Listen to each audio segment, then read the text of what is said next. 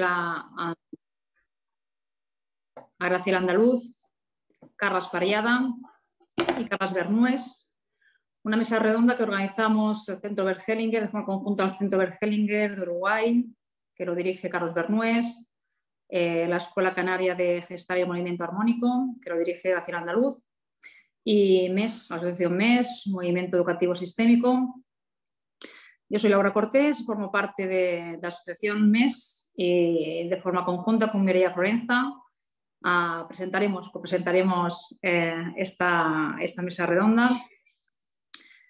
Bueno, pues esta mesa redonda yo tengo el placer de conocer a los 4 ponentes, el trabajo de los 4 ponentes, y un poquito esta propuesta de hoy nace de aquí. En octubre estuvo Carles Bernués aquí en Cataluña haciendo un monográfico, y en este monográfico estuvimos Carles Parellada, Manel Ballester y yo.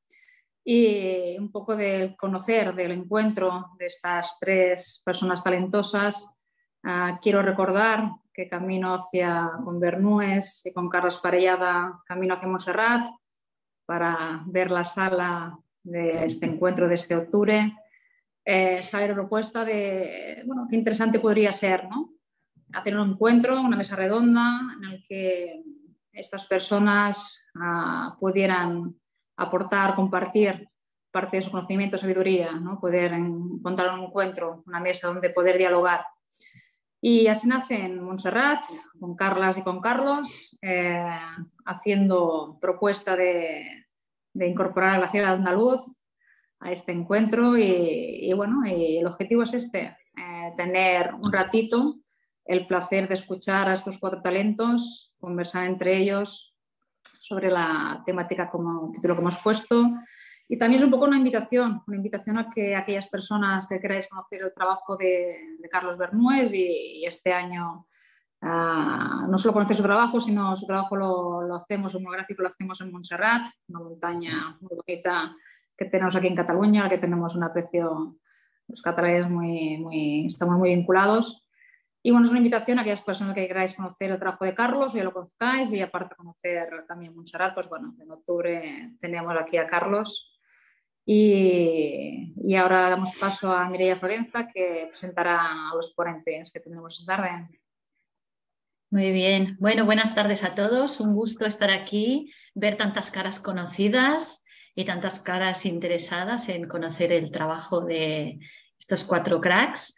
Bueno, tengo el placer de empezar presentando a Graciela Andaluz Farone, licenciada en Medicina y Cirugía, maestra, psicoterapeuta gestáltica, terapeuta psicocorporal, consteladora familiar, fundadora y directora de la Escuela Canaria de Psicoterapia Gestalt desde el 89, miembro docente del Instituto Gestalt Firenze en calidad de supervisora, miembro de psicoterapeuta titular de la Federación Española de Asociaciones de Psicoterapeutas, miembro fundadora y docente del equipo de Espacio y Movimiento Reabierto España e internacional, entre otras cosas. Graciela, buenas tardes. Hola, muchas gracias. Adelante, un placer será escucharte tu introducción. Bueno, me parece que lo que más me interesa comentar para empezar es el tema del enfoque holístico y en relación a la salud, porque todos sabemos que la medicina actual ha progresado un montón en todo lo que es la especialización, pero ha perdido de vista digamos, lo que es el conjunto de la persona, ¿no? Como decía Hipócrates, el padre de la medicina, no hay enfermedades sino enfermos, es decir, a las personas se les va a mirar el pedacito que le corresponde a esa especialidad, pero estamos lejos de ver una medicina integrativa que haga que la persona completa sea valorada, y ver prevención también de las enfermedades, ¿no? Y entonces también ver la visión de conjunto para todo, ¿no? Para considerar todos los aspectos, el aspecto emocional, el aspecto físico, el aspecto también transpersonal, el aspecto energético, todo lo que sería el aspecto social, espiritual, todo lo que serían todos los aspectos de nuestra vida, y considerar así que la salud y la enfermedad es una ayuda que el cuerpo le da a la persona para equilibrar justamente los aspectos de su vida. Entonces, si una persona, por ejemplo, no se quiere parar porque está siempre apurada con un estrés bárbaro, el cuerpo le manda alguna pequeña patología o mediana para que pare. Esto es algo que es difícil a veces de entender, pero... Y también pensando en esto, quería decirles que el estrés también, que hay tanto ahora, porque realmente yo considero que la vida está siendo un poquito robótica, el estrés también produce en el organismo una preparación para huir o para pelear que está relacionado con el sistema cerebro, hipófisis, hipotálamo, hipófisis y suprarrenal, que hay un recorrido que tiene, natural que tienen los organismos para poder defenderse de las amenazas. Pero tanto de las amenazas reales como de las amenazas imaginarias. Entonces, en un momento que ha habido tanto miedo, como ha sido en la pandemia, momentos donde la gente está, y tanta aceleración que hay social ahora, que la gente está tan apurada, hay muchísimo, muchísimo lo que yo digo, vivimos en la época del cortisol, hay muchísima estrés, muchísimo cortisol, muchísima adrenalina, todas las cosas que hacen que la gente esté todo el tiempo atenta como si fuera a escapar.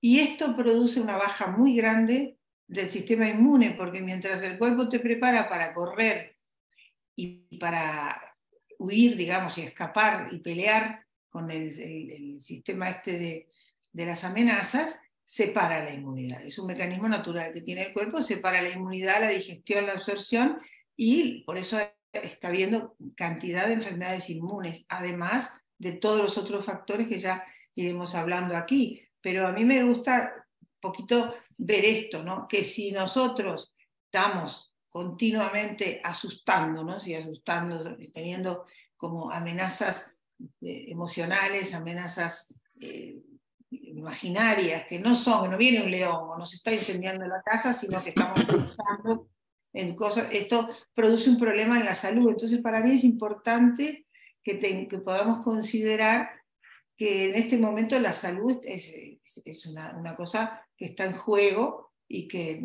podemos cuidarla un poco, ¿no? Considerando este tema, ¿no? Y tratar de verla a la persona completa. Esto, para empezar, es lo que me gustaba decir a mí. Paso palabra. Fantástico, muchas gracias, Graciela. A continuación, les presento a Manel Ballester Rodés, doctor en Medicina y Cardiología, especialista en ecocardiología por The National Heart Hospital de Londres, coordinador médico del programa de trasplante del Hospital de Sant Pau en Barcelona con el doctor Queralbs. Con el doctor Torrent Guas realizan estudios sobre el descubrimiento del corazón helicoidal que hizo catedrático y jefe de servicio de cardiología en Lleida. Y posteriormente, regresando a cardiologías extrahospitalarias, entra en contacto con la medicina energética, con la que aprende a resolver la ansiedad, la estudia, la incorpora a su práctica médica y actualmente también trabaja como formador de la misma. Adelante, Manel. Bueno, en primer lugar, muchas gracias a Laura, muchas gracias a Carlos Parellada. Me encantó conocer a Carlos Berres. Y bueno, lo que os puedo decir es lo que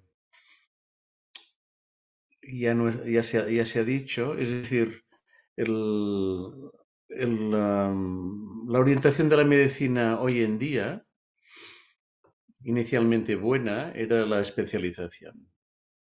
Y la especialización, bueno, yo soy especialista, yo soy súper especialista. Ser súper especialista quiere decir que es experto en casi nada.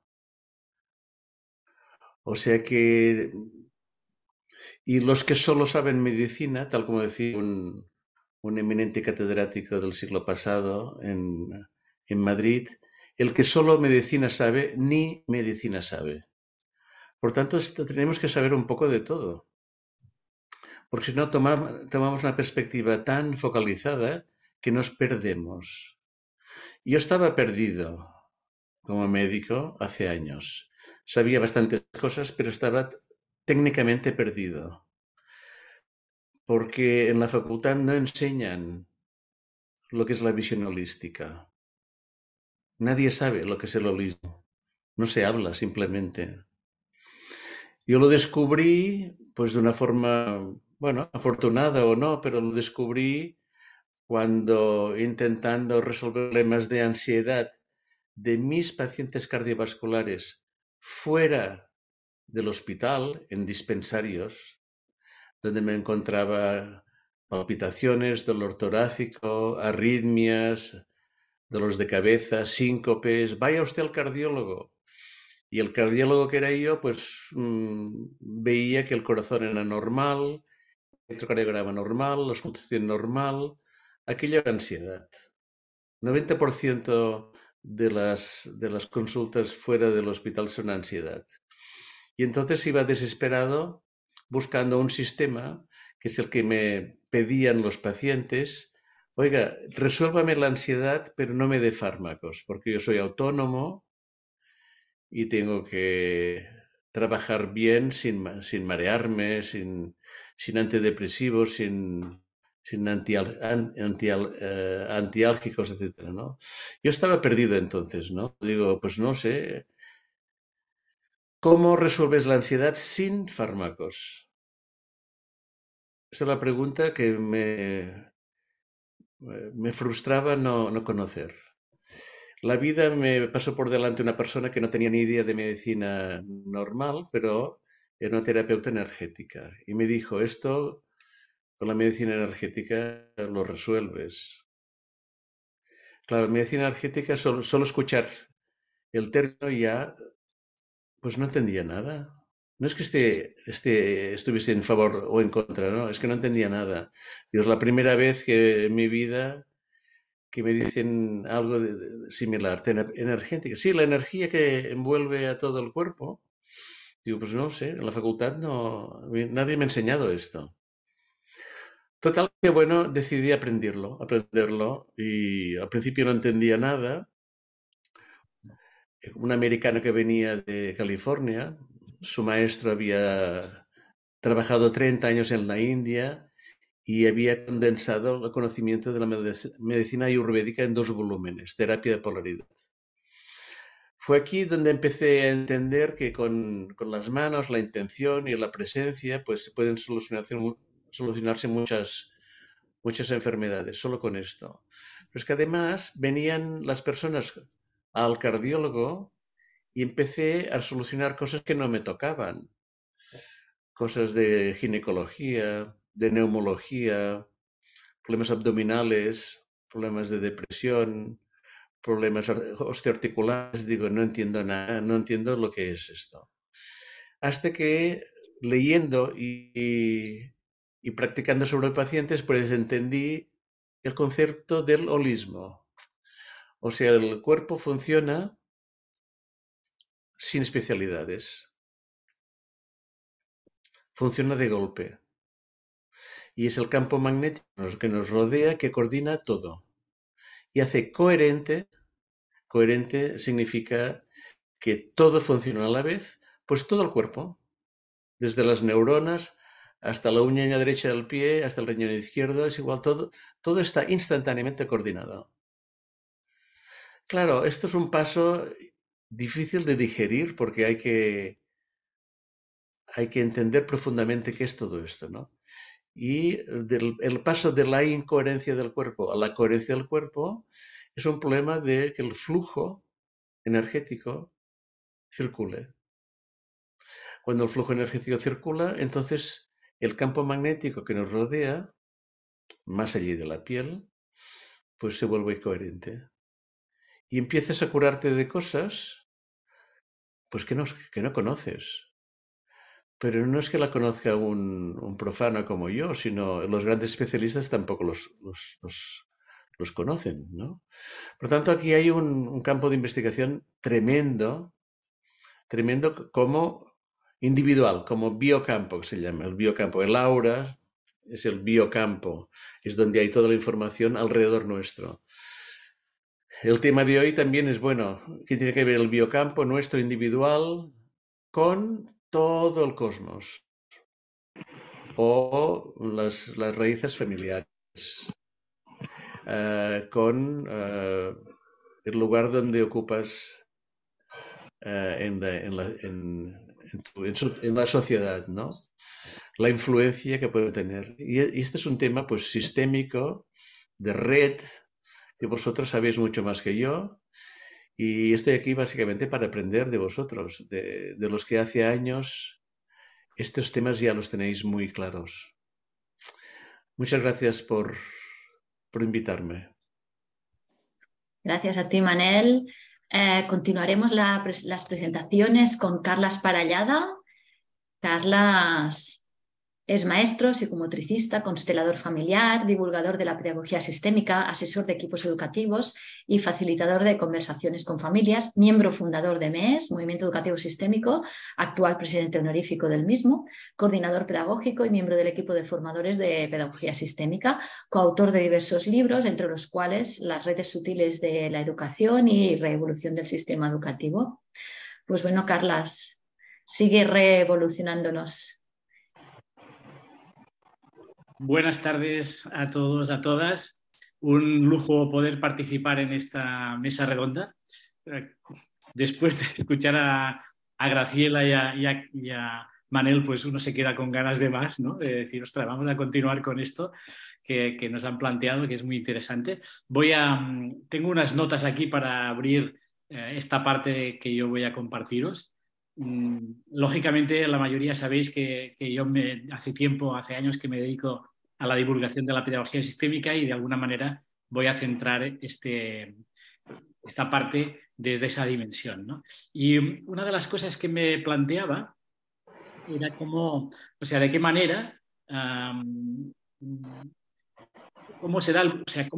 origina la vida, ¿no? Este pulsar de la vida. Y seguramente el origen de la vida viene de hace unos cuantos cientos de miles o miles de millones de años, y de alguna forma esto se hace muy grande, ¿sí? Pero también me gusta imaginarme desde un lugar más cercano cómo viene el pulsar de la vida de cada uno de nosotros, y ese pulsar entendemos desde esta mirada que viene desde un lugar que tiene que ver desde que fuimos pensados como individuos, como hijos y como hijas, y todo el proceso que nos llevó más o menos largo hasta que fuimos engendrados, fuimos gestados, nacimos y nuestra vida se ha desarrollado. Entonces, en esa dimensión ocurren muchas cosas. Y una de las cosas interesantes que surgen es que cuando llegamos a la vida, llegamos con un programa interno que de alguna manera está destinado al éxito. Un programa, un software propio de serie que tiene todas las condiciones para desarrollarse de la mejor manera posible con todos nuestros potenciales. ¿Y qué ocurre con esto? Pues curiosamente, a pesar de esta situación tan favorable, pues a menudo ese programa no se desarrolla, o las personas no lo tenemos tan fácil a lo largo de la vida, sino que surgen ciertas complejidades. Y ahí hay un tema que es importante, que tiene que ver con el hecho de los factores socializadores. Es decir, nosotros vivimos en contextos socializadores, básicamente la familia es quizá el lugar más específico donde intervienen todos esos elementos que de alguna manera van a moldear ese programa interno. También están los centros educativos, está la comunidad próxima y a día de hoy también la comunidad amplia, esa comunidad global en la que vivimos.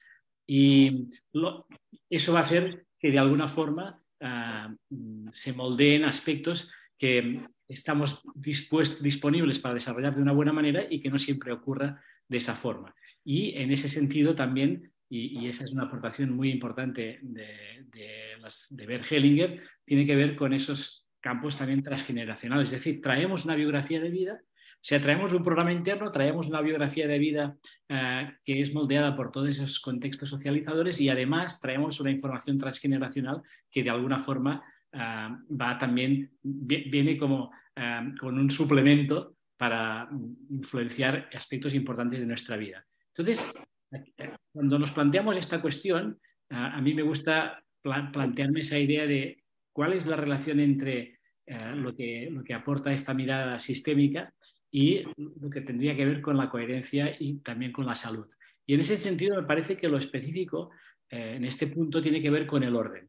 Bert Hellinger nos planteó los órdenes del amor. Hoy en día hablar de esto ya no es ni una novedad, ni es una cosa extraña, aunque durante mucho tiempo lo fue. Y de alguna forma el hecho de hablar de orden quiere decir hablar de que los sistemas necesitan que todos los miembros pertenezcan, es decir, que no haya exclusiones, que de alguna forma exista un equilibrio entre el dar y el tomar dentro de una reciprocidad entre iguales, y también que de alguna forma ocupemos nuestro lugar, el lugar que nos corresponde en nuestro sistema o en cada uno de los contextos de nuestra vida. Y lo que resulta fácil muchas veces en nuestra vida cotidiana es desordenarnos, es que alguna de esas dinámicas no funcione, bien porque de alguna manera estamos siguiendo un amor ciego, influenciados por algo que ocurrió en nuestro sistema familiar que dejó una herida importante, bueno, por temas que de alguna forma están ahí presentes y que han tomado un lugar muy específico.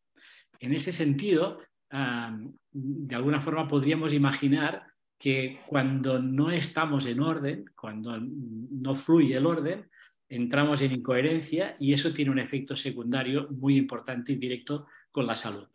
Entonces, de lo que se trataría es de ver en qué manera conseguimos manejar, tomar conciencia, hacer más presente toda esa información que acarreamos o que gestionamos a lo largo de la vida para que de alguna manera la vida pueda fluir de una forma que no tenga consecuencias no solamente a nivel emocional, no solamente a nivel relacional, sino también específicamente a nivel de la salud.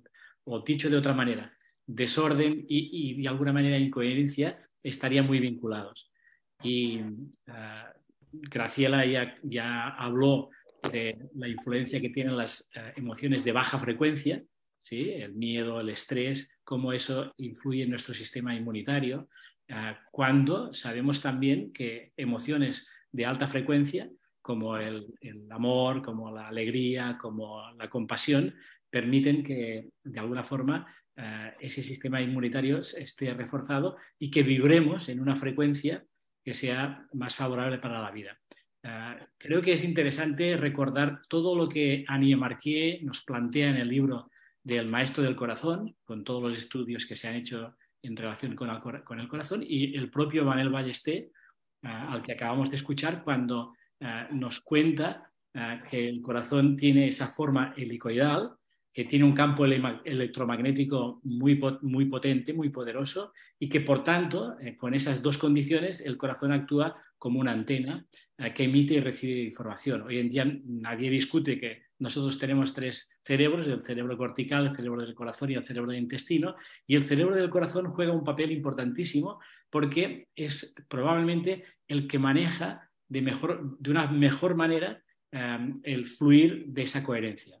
Manel habla de la coherencia cardíaca cuando estamos en sintonía, nuestro corazón a través de esas emociones de alta frecuencia está en sintonía con lo que ocurre, diríamos, fuera de nuestro biocampo o en relación de nuestro biocampo con el universo. Entonces, de alguna forma, ¿de qué manera nosotros nos hacemos conscientes de esto y desarrollamos o practicamos un tipo de acompañamiento, sea en el campo educativo o en otros contextos profesionales, que permita establecer ese contacto que de alguna manera nosotros usamos la metáfora del Bluetooth, ese contacto de corazón a corazón que nos permite que circule la información desde un lugar amoroso y que por tanto nosotros, además de, diríamos, tener la posibilidad de vivir en coherencia y por tanto tener una buena salud, somos también portadores, contagiadores de bienestar no solo emocional, sino también a nivel de la salud con las personas con las que nos conectamos. Entonces, bueno, hay algunas ideas para compartir con todas vosotras y con todos vosotros y también con Carlos, con Manel y con Graciela para continuar un poco conversando en esta dirección del pulsar de la vida, coherencia y salud. Muchas gracias. Muchas gracias, Carlas. Bueno, pues os presento al cuarto componente de esta mesa redonda, Carlos Bernués Ayerza, licenciado en Psicología y Derecho, formado en terapia Gestalt, bioenergética, dinámicas grupales, también en el programa SAT con el doctor Claudio Naranjo, tomó contacto con el trabajo de Bert Hellinger y dirige desde hace años el Centro Bert Hellinger de Uruguay. Coordina talleres de constelaciones familiares en Uruguay, en varios lugares de España, Argentina, Italia. Dirige grupos de estudio, supervisión y formaciones en constelaciones familiares y en terapia Gestalt. Autor del libro Historias que se cuentan en silencio. Y nada, estaremos encantados también de oírte y escucharte atentamente, Carlos. Bueno, buenas tardes. Muchas gracias a todos.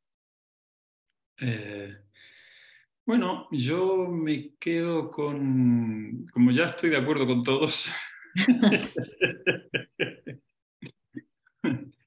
me resultó muy interesante la pregunta un poco implícita de Manel, ¿no? De, bueno, cuando uno se encuentra con algo que no sabe qué hace, ¿no? Cuando la vida nos trae una interrogante nueva que va más allá del campo que conocemos, ¿qué hacemos con esto?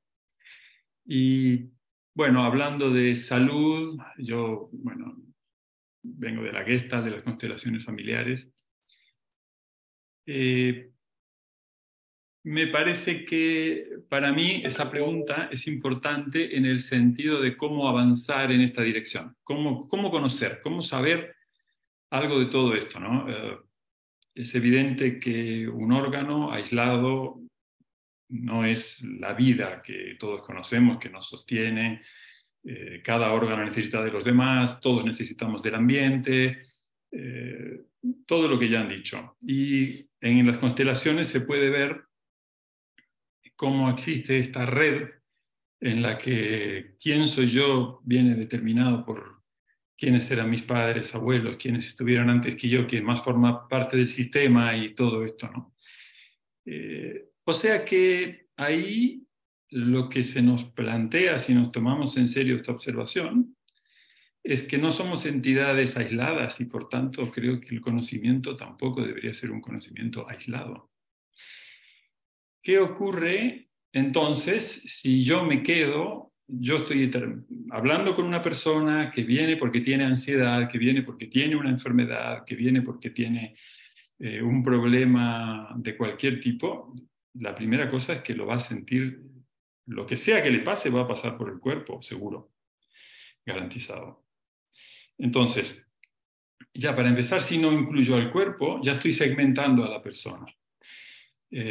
Ya estoy diferenciándola. Estoy tratando su pulmón, pero no estoy tratando su relación. Estoy tratando su corazón, pero no estoy viendo en qué ambiente se mueve o con qué persona. Y eso a mí me llevó a una pregunta más básica, que es, bueno, tratando de avanzar en esta dirección, ¿cómo puedo yo conocer algo de esto?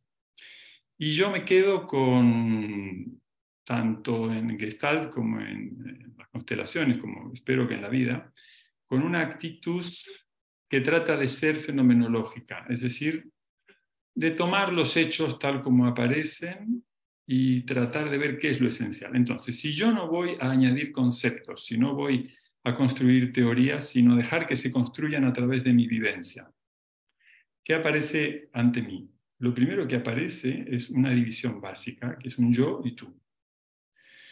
Y yo y tú es yo, mis padres, mi familia, tú, tus padres, tu familia. Pero realmente, si somos un poco minuciosos en esta observación, vamos a ver que cuando yo realmente estoy en contacto con una persona, si realmente me abro, es decir, si puedo sentir, si puedo pensar, si actúo en concordancia con lo que está pasando, congruentemente, empiezo a conocer a través de la participación. Es decir, ya no, el enfoque deja de ser dualista para ser unitario. El conocimiento de la ansiedad me influye. La mirada de una persona que quiere solucionar esto, o que está sufriendo, o que tiene una enfermedad de cualquier tipo, hace aflorar en mí aspectos que tal vez ni yo mismo sabía que estaban. Entonces, se empieza a convertir en un desafío en cuánto me puedo abrir para dejar que el otro se muestre más plenamente y para participar juntos de esa realidad.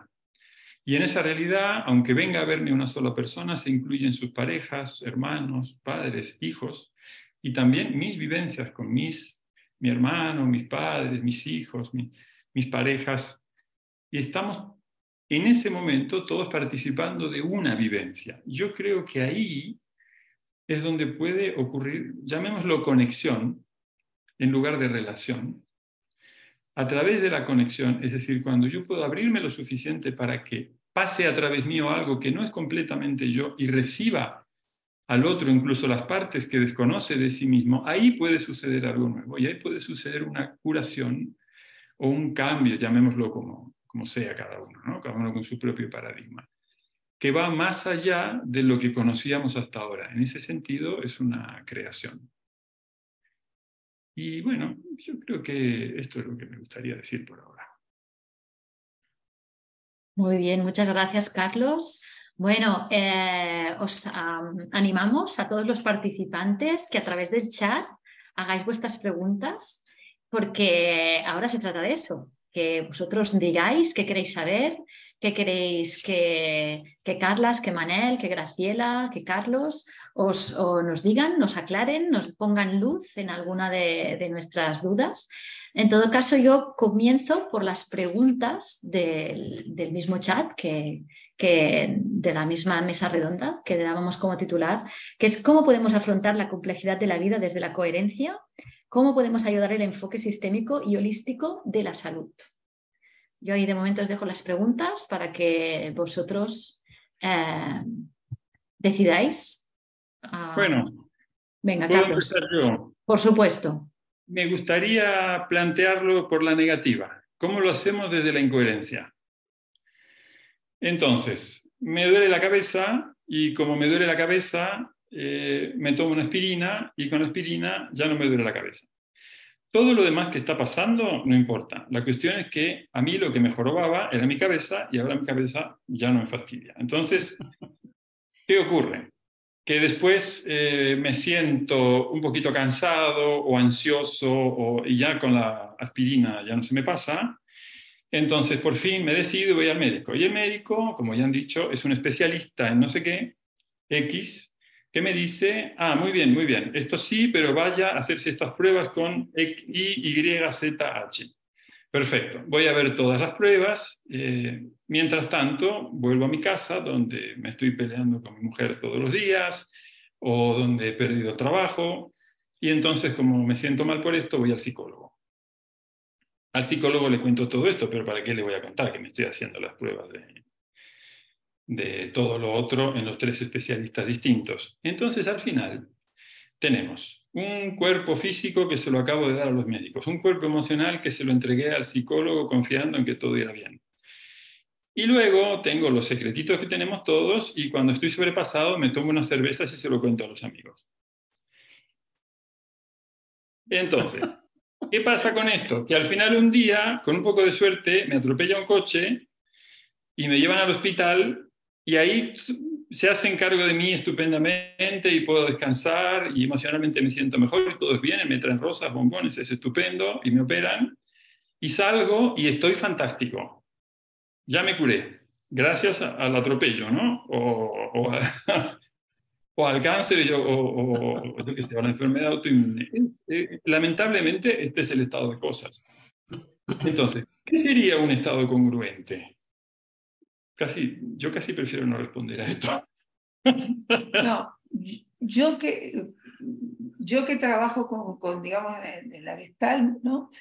Veo cuando hacemos, ¿no? que nosotros hacemos una visión del mundo polar, ¿no? Lo bueno y lo malo, lo que va, lo que sirve, lo que no sirve, esto, y todos esos son los introyectos que nos hemos aprendido, ¿no? De que las cosas, cómo nos tenemos que comportar, qué conductas son aprobadas y qué no.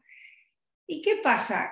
Bueno, pasa que tenemos 2 hemisferios cerebrales y que el hemisferio izquierdo es un hemisferio que trabaja en tiempo presente y futuro, pasado y futuro, que tiene un pensamiento completamente racional y estamos solos ahí, porque tenemos que competir, ganar y todo. Y el hemisferio derecho, que es muchísimo más receptivo, que trabaja y percibe en collage, en el cual nosotros podemos ver a los demás como una parte de donde estamos nosotros, donde nos vemos juntos, respiramos el mismo aire, tenemos un estado, digamos, de unión.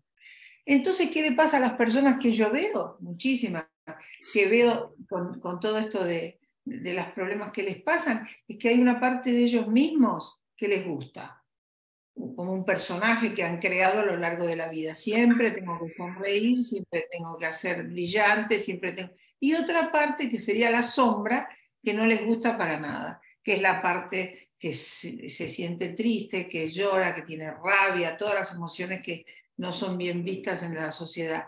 ¿Y qué le pasa a la gente? Que como la parte esta que no le gusta, la oculta, lo que se llama la sombra, una palabra que inventó Jung, entonces, ¿qué pasa? Esa sombra es la que se enferma.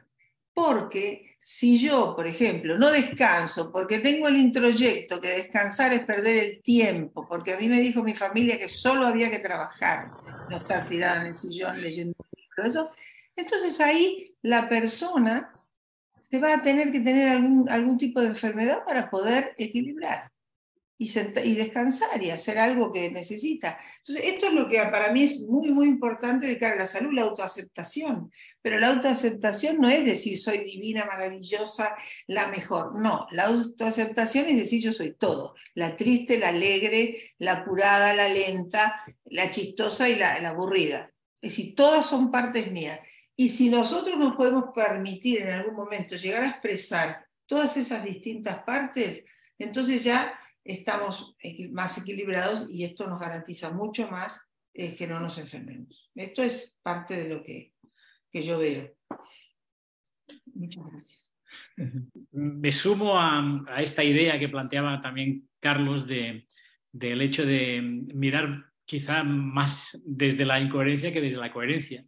De hecho, en esa asociación que hacía en relación al orden, en realidad mayormente nosotros estamos en la vida desordenados y de hecho no buscamos el orden como una situación de perfección, de estado de bienestar permanente, de esa fantasía quizá que a veces hablamos de la felicidad, sino que en realidad incluso nos desordenamos y cuando nos desordenamos también somos creativos.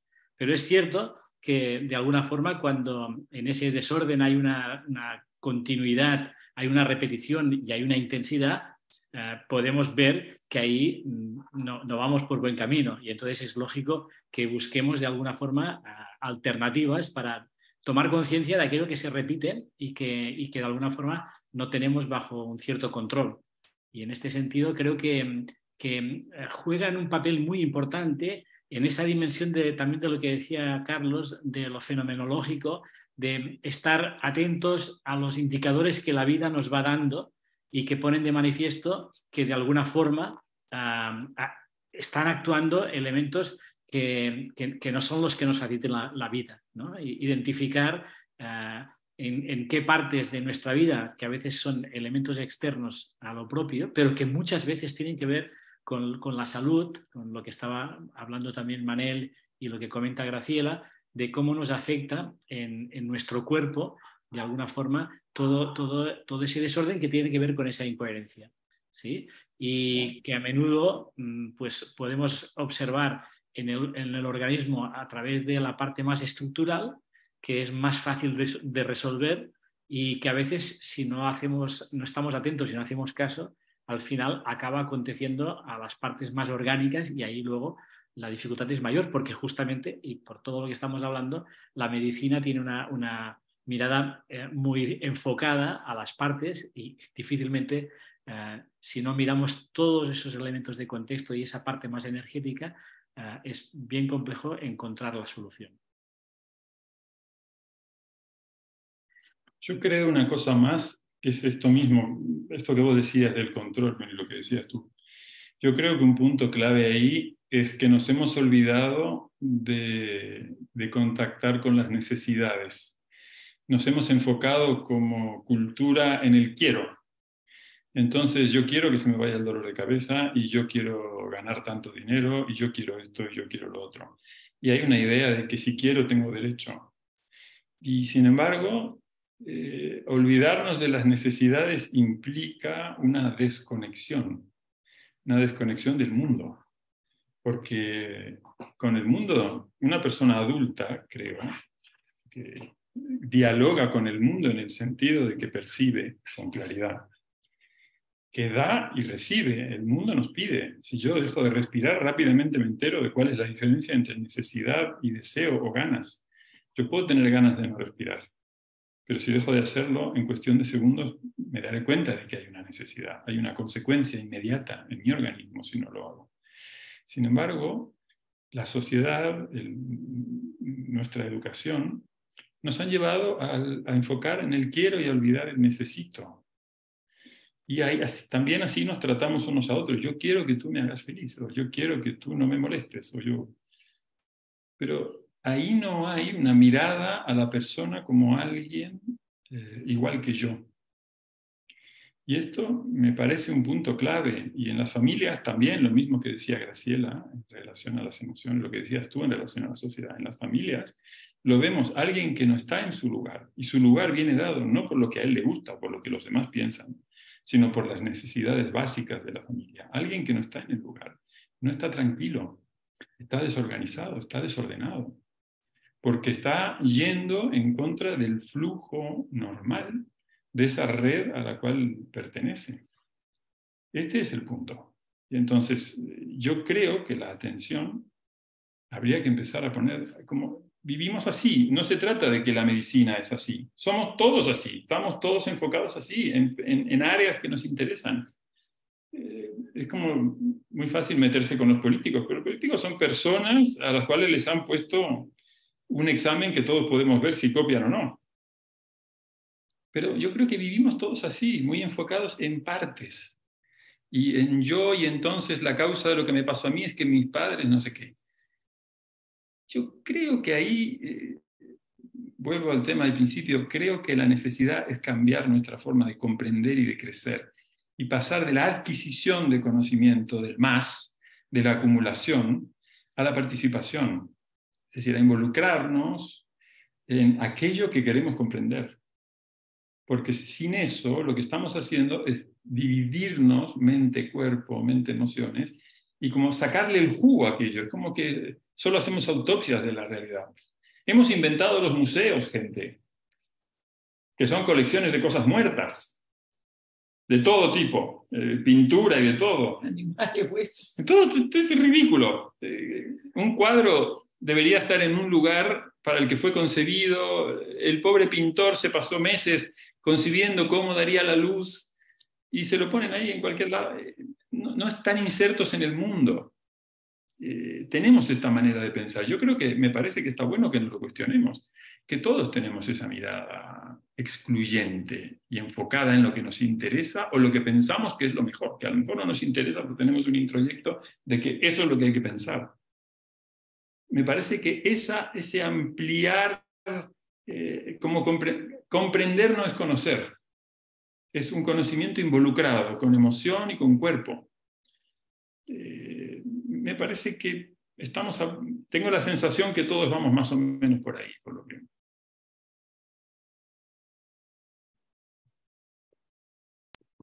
¿O no? Muy bien, muchas gracias, Carlos. Manel, ¿quieres añadir algún comentario? Que sí, que sí. Sí, que Bueno, añada, totalmente de acuerdo con Carlos, ¿no? Yo añadiría que no estamos preparados para dos cosas. Primero, sentir más que pensar. Nos enseñan a pensar, no a sentir. La conexión esta que Carlos hablaba con la vida es sentir, básicamente. Y luego otro aspecto que no nos ha enseñado nunca, porque esto seguramente está diseñado hace años, es que la medicina son enfermedades. Si nos enseñasen que la medicina hay que empezarla a entender a base de construir la salud y los elementos que nos hacen saludables, nos olvidaríamos un poco más de la enfermedad. nos entrenarían a estar bien, a hacer deporte, a tener la vibración alta, a comer bien, a comer lo adecuado, relaciones interpersonales saludables, etcétera, etcétera, etcétera. Entonces, este es un punto de inflexión importante. Las facultades de medicina esto no lo enseñan. A mí nadie me ha enseñado la dieta, por ejemplo, lo que es la nutrición, nadie. Nadie me ha enseñado lo que es la medicina energética, nadie. Nadie me ha enseñado en la facultad cómo puedo tirar de conocimientos ancestrales para poder curar a base de plantas, a base de dietas, a base de procedimientos que no sean agresivos. Lo que se ha hecho durante miles de años. La construcción de la salud es la base. Lo que pasa es que esto realmente pues está fuera del negocio. O sea, que la orientación primordial tendría que ser la salud de las personas. Y en cambio, por lo que sea, pues no lo es, ¿no? Es el negocio sanitario. Y entonces este es el punto de partida importante, ¿no? No puedo decir nada más. Muy bien, muchas gracias. Carlas, ¿querías añadir algo? Sí, quería añadir una cosa a colación de lo que estamos conversando. Una de las cosas importantes tendría que ver en el tipo de conversaciones que generamos en los diferentes contextos en los que nos movemos, ¿no? Hoy en día, cuando vas al médico, el médico está más mirando el ordenador para ver la estadística, el tipo de farmacología que hay que seguir y un poco las estadísticas, pero prácticamente ni te ausculta, ni te toca, ni prácticamente te mira, ¿no? Entonces, ahí qué tipo de conversación se genera que no sea una conversación a base de protocolos. Entonces, creo que un punto crucial en todos los procesos de acompañamiento y, por tanto, que puedan generar mejora en el bienestar de las personas y la salud, no solo en la medicina, tiene que ver con esa capacidad de generar contextos de conversaciones que realmente den sentido a lo que nos está pasando. Y dentro de esa conversación, para mí también hay un punto de inflexión importante que tiene que ver con el cambio de relato. O sea, antes Graciela hablaba de los introyectos, ¿no? Es decir, ¿cuál es el relato que yo traigo a la vida en relación a las cosas que me pasan, diríamos, a las cosas que yo quiero, a las expectativas? Crear, o sea, cambiar el relato para, de alguna manera, cambiar mi manera de entender la vida y de enfocarme en la vida.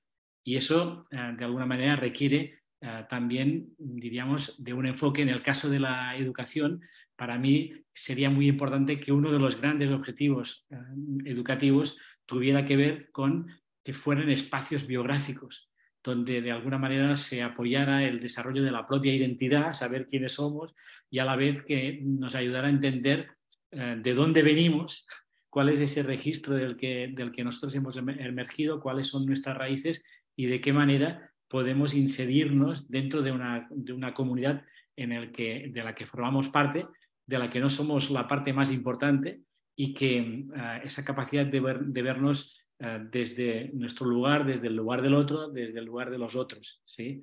Creo que esos aspectos también son importantes a tener en consideración.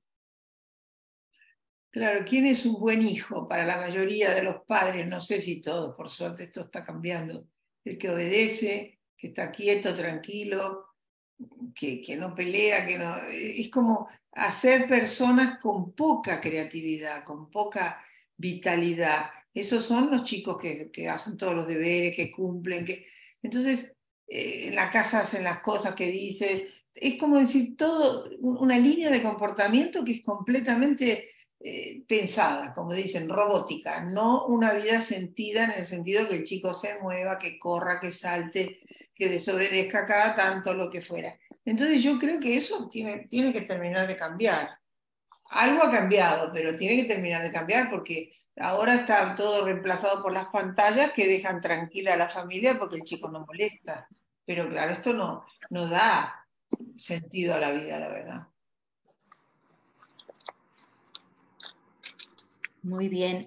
Si queréis os hago algunas preguntas que ya se han animado los participantes a hacer algunas preguntitas. Mila, puertorriqueña, nos hace una pregunta muy interesante sobre de qué manera la desatención individual puede proyectarse a nivel colectivo y le gustaría que nos hablarais un poco de la relación entre lo micro y lo macro. Después tenemos también otra pregunta. Nos preguntan sobre la enfermedad cuando se manifiesta en algún miembro de la familia como resultado de alguna implicación sistémica. ¿Qué sucede a partir de ahí? Si las generaciones posteriores pueden quedar libres. Y después nos hablan de que Sergio nos pregunta sobre la manera interesante de ver el mundo, de abrirse de estos nuevos encuentros, de abrirse a lo nuevo, ¿no? Cómo abrirnos a lo nuevo. Ese es el comentario que nos hace Sergio. O sea que quien quiera y la pregunta que os suscite más interés o la que veáis que podáis aportar. En la primera pregunta hubo una palabra que no entendí. A ver, ¿la podrías leer de nuevo? Sí, en la manera en que la desatención individual desatención. se puede proyectar Desatención no la habíamos escuchado. a lo colectivo. Sí, claro. No, bueno, yo puedo empezar por esta última, que es como mi especialidad, digamos. Un principio, si tomamos los principios sistémicos, ¿no? Un principio que rige cualquier sistema es el del automatismo. Si rápidamente definimos sistema como una forma de relación en que la posición de cada elemento define la posición de todos los demás, y cuando uno cambia, cambian todos los demás, necesariamente tiene que haber un automatismo en el sentido de que el cambio se produce directamente, cambia la posición, cambia el resto, independientemente de sus ideas al respecto, etc., en el caso de sistemas humanos, ¿no? Ahora, si definimos como sistema una familia, que esto al fin y al cabo es una herramienta intelectual, pero si hacemos esto, como hacen parte de las constelaciones, y decimos, una familia es un sistema y entonces la posición de cada uno queda definida por la posición de los demás. Cuando uno de los miembros del sistema presta atención a sus propias respuestas, es decir, a su propia existencia, solo a su existencia, porque cuando yo me enfermo o cuando yo estoy sano, yo soy el resultado de cientos de relaciones que han ocurrido previamente en mi familia. Yo soy la forma que adquiere una historia evolutiva de sucesivos vínculos. Entonces, no es mis ideas, es todo yo como ser existente ahora mismo, que soy la manifestación de una red de personas vivas y muertas, y en ese sentido mi familia está viva mientras yo estoy vivo. Si consideramos esto así, y yo presto atención a mi existencia tal como es sin querer cambiarla, sin querer dejar de estar enfermos o que mi pareja sea diferente, todo esto, ¿no? Todas las cosas que nos hacen sufrir. Si yo simplemente miro y me permito sentir, porque la pregunta es, ¿no? ¿Cómo hacer para sentir? Yo llevo 4 días viendo a Graciela, ayudando a las personas a sentir. Es muy fácil, la sensación está ahí, la tenemos ya. Está disponible en cualquier momento, es simplemente cierra los ojos y quédate contigo. Y ahora ábrelos y ven conmigo. Y ya empezamos a sentir. Si yo presto atención a esto y empiezo a sentir solo mi existencia, solo esto, ¿qué ocurre con eso? Que me doy cuenta de cómo respondo, de que mis movimientos mueven a todos los demás miembros de mi familia o del grupo humano. Si yo me doy cuenta de esto y lo hago consciente, impido por definición el automatismo. Porque nos gusta decir esto de la expansión de la conciencia, pero tiene sus bemoles la expansión de la conciencia. Cuando nos expandimos mucho la conciencia, impedimos el funcionamiento de aquello de lo que somos conscientes. Es la paradoja del sin pies. Al que le preguntaron cómo haces para caminar, se puso a pensarlo y nunca más pudo caminar. Cuando lo hacía automáticamente, caminaba. Bueno, las familias no lo piensan. A través nuestro se expresan. Se expresan a través mío. No soy yo. Es que esto es lo que me parece que nos fastidia, dejar de ser el centro del universo. A través mío ocurre que las pautas sistémicas se expresan. Entonces, Si yo dejo de querer cambiar a papá, a mamá, a la vida, al gobierno, a los médicos, a todo el mundo, y me concentro en, acá estoy vivo, qué es lo que siento en mi vida, cómo puedo abrirme más a lo que pasa, tanto sea desagradable o agradable, en ese momento interrumpo el automatismo del sistema. Esta es la gracia, porque el sistema requiere automatismos. Entonces, las pautas que llevaban a la enfermedad, en el sentido de un intento de desequilibrar un equilibrio sistémico u orgánico, en ese momento dejan de funcionar. No tengo garantía, si no lo hago de cierta forma, con una cierta comprensión, de que lo que viene es mejor que lo anterior, pero deja de funcionar. Puedo interrumpir esos patrones.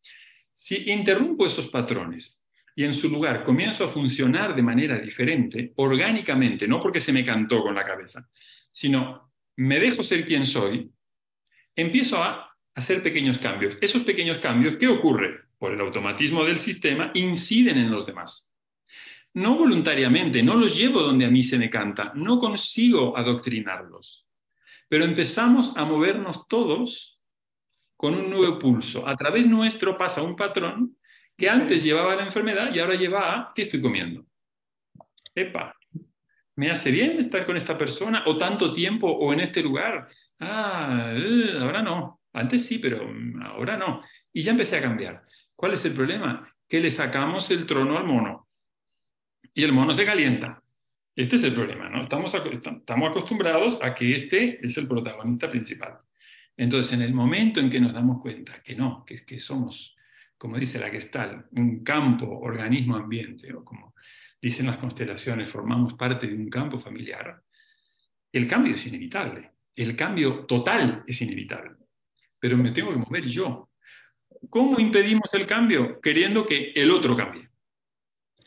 Que papá hubiera sido no sé cómo, que mamá hubiera sido más feliz, que mi mujer haga esto, que mi marido haga lo otro, o que me haga feliz o que me quiera de la manera que a mí me viene bien.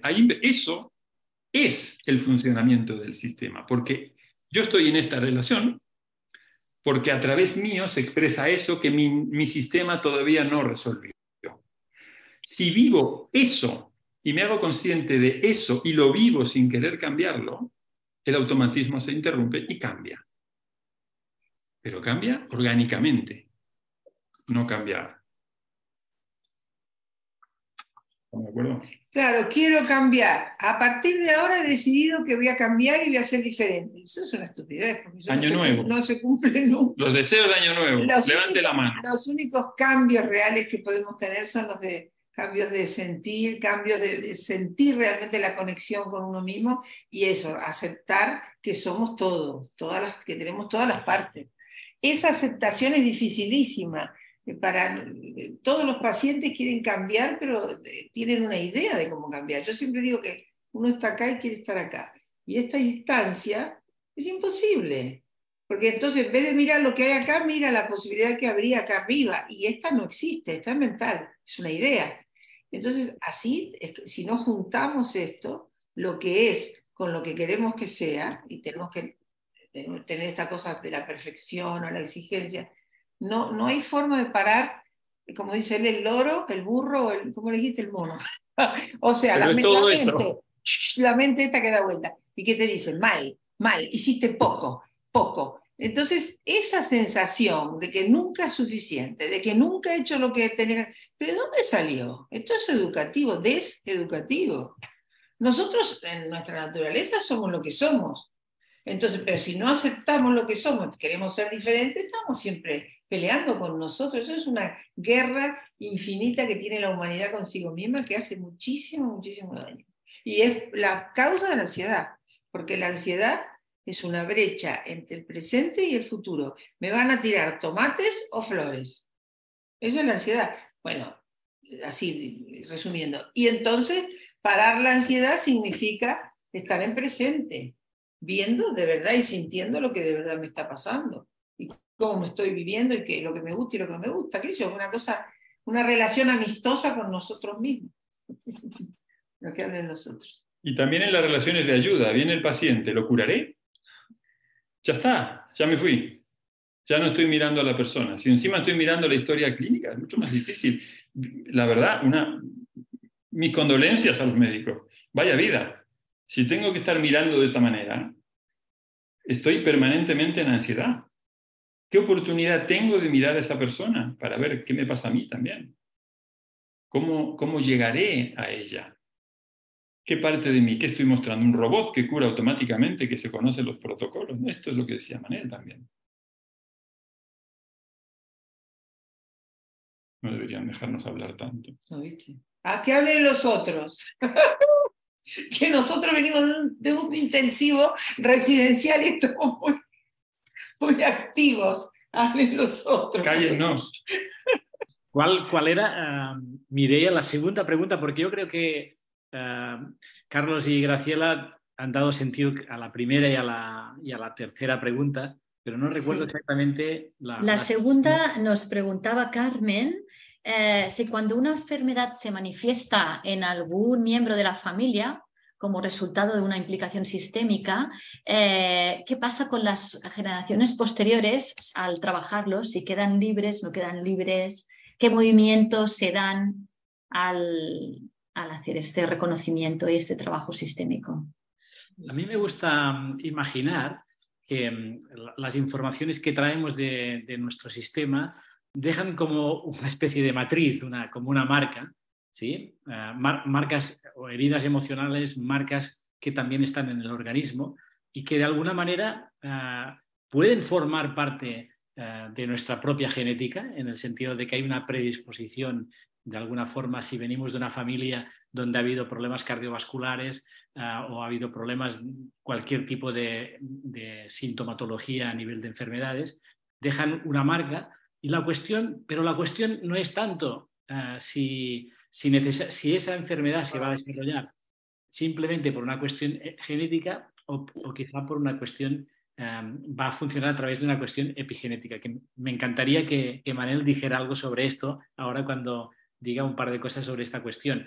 Entonces, de alguna forma, nosotros podemos traer esa información, pero si en el sistema, en un punto del proceso de desarrollo del sistema, se produce un cambio de relato, se modifica, diríamos, la información que hay, que está produciendo o que tiene tendencia a producir ese malestar físico, es muy posible que, aunque esté esa marca en las futuras generaciones, no necesariamente esa marca se active y se convierta en una enfermedad que va a continuar su desarrollo. ¿Sí? Es como, a mí me gusta poner el ejemplo de cuando nosotros tenemos un despertador digital, analógico, cuando lo ponemos en una hora determinada para que suene por la mañana para levantarnos, cuando llega al punto de la hora, el despertador pues empieza a hacer su sonido.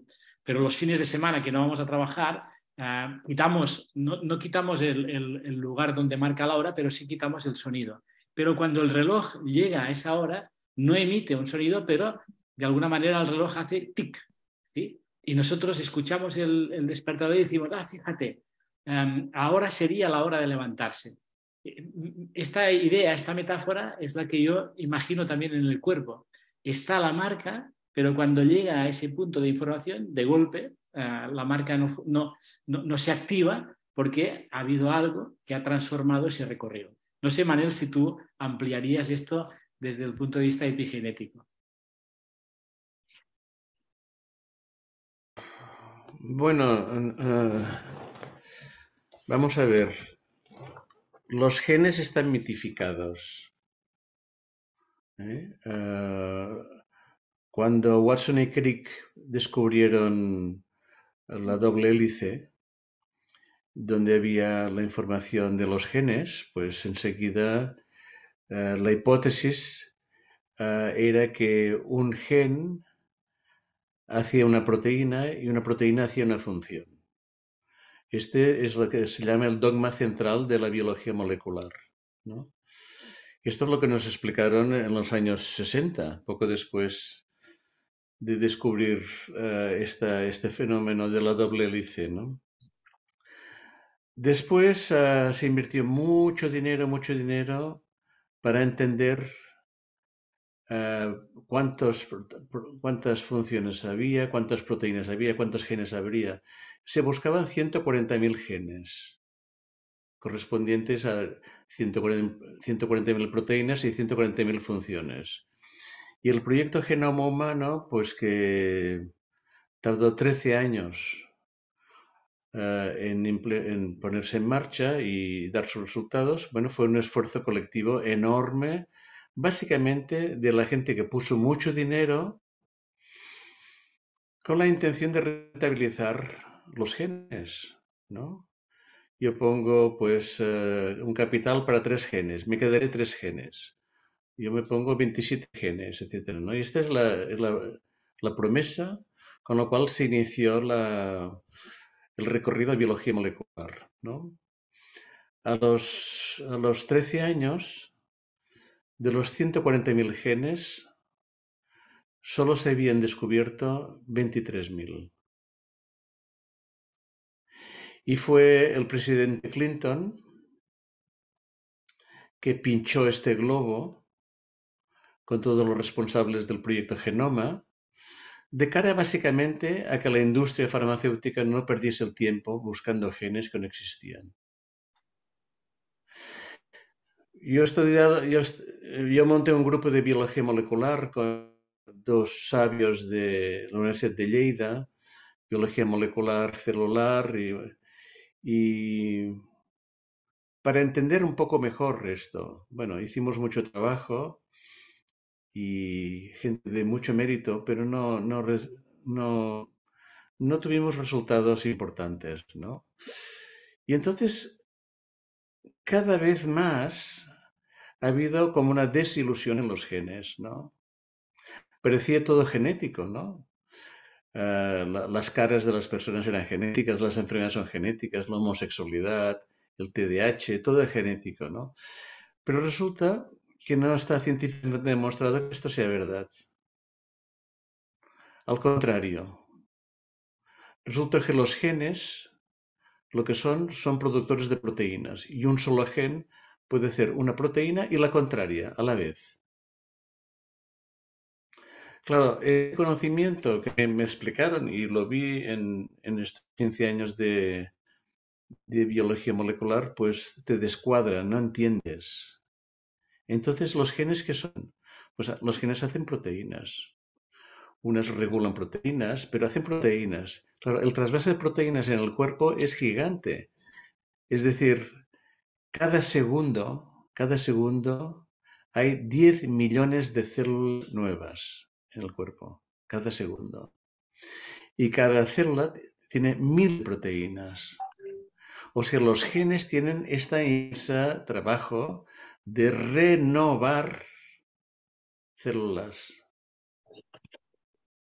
Inmenso, ya tienen suficiente. Ahora, ¿quién les indica qué genes hay que hacer en qué momento? ¿Cómo hay que renovar los tejidos? ¿Con qué ritmo? Bueno, esto está bastante bien estudiado y está bien claro que nadie tiene el mapa. Preguntas a los obreros, que son los genes. Oye, los planos de la casa, ¿quién los tiene? Los planes de aparición, de renovación, no de sustitución, pues no hay planos. Los trabajadores no tienen los planos. ¿Quién lo tiene? Pues el arquitecto, el dueño de la casa, el aparejador. Estos tienen pero ¿dónde están en el cuerpo? Pues nadie lo sabe. Y paralelamente a este proceso tan desconcertante aparecen estudios epidemiológicos de hace años del impacto que ha tenido en muchas poblaciones la hambruna, la violencia, etcétera, sobre la expresión, no los genes, la expresión genética, que es la epigenética, en la cual los genes son idénticos, la secuencia de los genes es idéntica, pero hay pequeños marcadores que se llaman epigenéticos, que se les coloca encima de los genes, no los modifican, pero sí que modifican la respuesta a los genes. Bueno, esto es una novedad. Cuando yo empezaba a trabajar con terapia de polaridad, que es esta medicina energética hindú, pues uno de estos sabios con los cuales trabajaba dice, oye, Manel, tú lo que haces, a ver si te enteras, es terapia epigenética. Porque tus pacientes vienen a tu consulta muy nerviosos, porque tienen una secreción hormonal tremenda de 14, 15 hormonas que no les permite dormir, dolor de barriga, hipertensión, etc. Y tú, después de una sesión de media hora, resulta que salen bien, nuevos. Y esto lo hemos demostrado científicamente con ingenieros, técnicos informáticos. Entonces, ¿qué estamos haciendo? Estamos interviniendo. ¿Qué estamos interviniendo? Los genes, ¿no? Porque la secuencia siempre es la misma. Estamos interviniendo sobre los factores que están encima de los genes epigenéticos. Que bueno, aquí tenemos en Barcelona un sabio de estos fantásticos. Yo no soy mi ADN, el libro ese suyo, Manel Estellé, que dice que, bueno, hay grupos que se metilan de los genes y aquellos grupos metilos ya no pueden hacer la proteína que tenían que hacer. Y esto se ve que va saltando de familia en familia, de generación en generación. Y realmente yo hice en su momento muchas, como 240 regresiones con una terapeuta extraordinaria, y ella me decía una cosa que no entendía. Mira, este patrón familiar ya ha desaparecido porque le hemos cortado la relación, ¿no? De madre e hijo, lo que sea, ¿no? Bueno, yo no entendía nada. Estas generaciones que vienen ya no tendrán este patrón. ¿Y qué era este patrón? Este patrón, estas pequeñas micromoléculas, que hay billones, que ya han dejado de actuar. Y resulta que aquella persona secretaba adrenalina y como tú le has hecho una terapia de lo que sea, pues sale contentísimo y sin palpitaciones, sensación de bienestar, etc. Has actuado epigenéticamente sobre marcadores que había encima de los marcadores y de alguna forma se puede entender que esto puede tener una incidencia en el entorno de aquella persona cuando aterriza en su casa. Esta es la promesa. Todo esto hay que investigarlo en profundidad. No tanto con los factores epigenéticos, son casi imposibles, según los epigenéticos, sino con qué pasa después de las terapias en las familias, qué pasa después de las intervenciones vuestras de los sistémicos. Pues pasan cosas instantáneamente, porque hay una conexión entre los seres humanos instantánea, ¿no? Esto está muy bien definido desde el punto de vista de física cuántica. Y bueno, pues resulta que sí, que podemos hacer cositas. Bueno, yo no soy experto en todo esto, pero lo he vivido de esta forma, ¿no? Entonces, no sé, supongo que habrá muchos comentarios. Gracias por las preguntas. Tenemos alguna pregunta más que nos piden si podemos hablar un poco más sobre el campo magnético coherente y la coherencia como resultado para el resultado que se dé la salud. Bueno, me sabe mal monopolizar la reunión, ¿no? Pero ya se ha dicho que el campo magnético del corazón es potentísimo, es lo más potente que tenemos. Aparte de las manos son más potentes electromagnéticamente además. Pero de alguna forma, pues sí que sincroniza todo. Entonces, ¿de qué depende la potencia de inducción magnética del campo magnético cardíaco?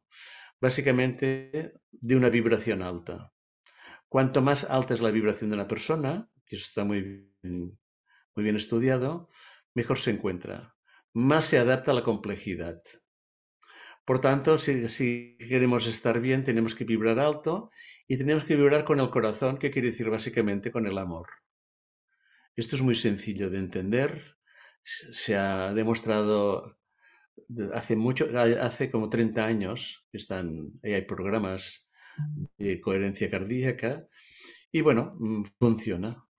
Entonces, mantener la vibración alta quiere decir que tu biocampo se adapta a la complejidad y tienes más recursos para cambiar cosas de tu vida, ¿no? El cambio es muy difícil desde una vibración baja. Y bueno, se facilita un poco más con vibración alta. Esto es así, ¿no? ¿Cómo se vive en amor? Bueno, yo no soy quien para decirlo, pero vosotros ya lo podéis intuir o lo habéis estudiado seguro, ¿no? Desde la gratitud, desde el agradecimiento, el desprendimiento, pues el entender que no estamos aquí para pelearnos, o sea que esto, bueno, es todo ahora no me voy a meter en este jardín porque no es el mío, pero es muy obvio que funciona. Perdón, el primer amor tiene que ser para nosotros mismos. Si nosotros no nos podemos amar con todas nuestras partes, no podemos amar al prójimo. Es como algo muy difícil. Y yo creo que esto las personas lo sienten. Cuando se empiezan a llevar mejor con ellas mismas, hay como una conexión de su propio corazón, entonces pueden mirar a los otros con... En los grupos que nosotros trabajamos con esto se ve inmediatamente el amor del grupo, es cada vez que la gente va pudiendo sentir consigo misma como si fuera, no soy una porquería, soy una persona válida, tengo derecho a existir, a estar, a sentir, ¿no? Y todo lo que es sentir, ¿no? Todo eso, yo creo que eso es una cosa interesantísima que dicen, ¿no? Del amor. Totalmente de acuerdo. Graciela, totalmente de acuerdo. Es que no puede ser, no puede ser de otra forma. A mí me gusta una expresión de Gret Braden que dice: el amor es la energía que genera la vida y la pauta que conecta todas las cosas. ¿Sí? Yo creo que aquí que estamos un poco con esa idea, ¿no? De lo propio, de lo colectivo, de esa dinámica que nos mantiene de alguna manera unidos, conectados, como dice Carlos, y que de alguna manera desde la mirada sistémica lo que intentamos es ver dónde se produce esa fisura del amor ciego, ese amor que no permite que la vida fluya, y lo convertimos en un amor realmente compasivo, un amor que le da valor a la propia vida y también a la vida de los demás, en ese espacio de comunidad en el que estamos procurando vivir.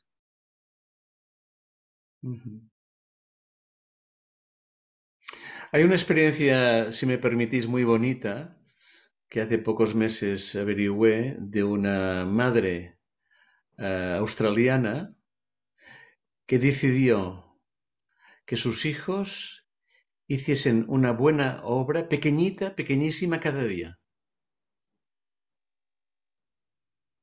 Una obra de gratitud. Dar de comer al gato que estaba allí pues husmeando, pues ayudar a la biblioteca y entregar un libro y que se lo apuntasen, ¿no? Y este ejemplo cundió y ahora hay miles de escuelas donde se hace esto. Me da la impresión que la gratitud es una forma importante de amor y es una forma que enseguida se pega, porque lo que realmente nos hace sentir bien es el vínculo con las demás personas, ¿no? El vínculo de amor. Esto es lo que realmente es la fuente de progreso. No es la supervivencia, es la ayuda, ¿no? Es la ayuda mutua. Y este pequeño ejemplo, que empezó por una madre pues hace 2 o 3 años, hay un TED Talk de esta chica, pues a mí me impresionó porque realmente es una forma de que millones de niños crezcan de otra forma. No sé si con la gratitud que Manuel Ballester incorpora ahora, podríamos ir cerrando o cerrar, ¿no? Dando las gracias al sí de los 4 ponentes cuando se os invitó, os hizo esta invitación a compartir un ratito de vuestro tiempo con todos nosotros. Gracias a Manuel Ballester, gracias Graciela Andaluz, gracias Carles Parellada, gracias Carlos Bernués. Hoy nos hemos encontrado 4 talentos en formato online, pero gracias a estos encuentros que hemos estado teniendo, pues parece ser que Carles Parellada, ahora el próximo mes de mayo estarás físicamente presente en el Centro de Graciela Andaluz, haciendo un taller de pedagogía sistémica aplicada a la educación y al trabajo social, sin raíces mayales, parece que se llama. Y me parece que también, pues Carlos, en septiembre estás por Uruguay, estás en el centro con Carlos Bernués, aportando un módulo de pedagogía sistémica al territorio, y Carlos Bernués lo tenemos aquí en octubre, vuelas hacia Barcelona para hacer un monográfico un año más, parece que es el 4º o 5º monográfico ahora que tenemos contigo, en ese espacio para nosotros maravilloso que es Montserrat.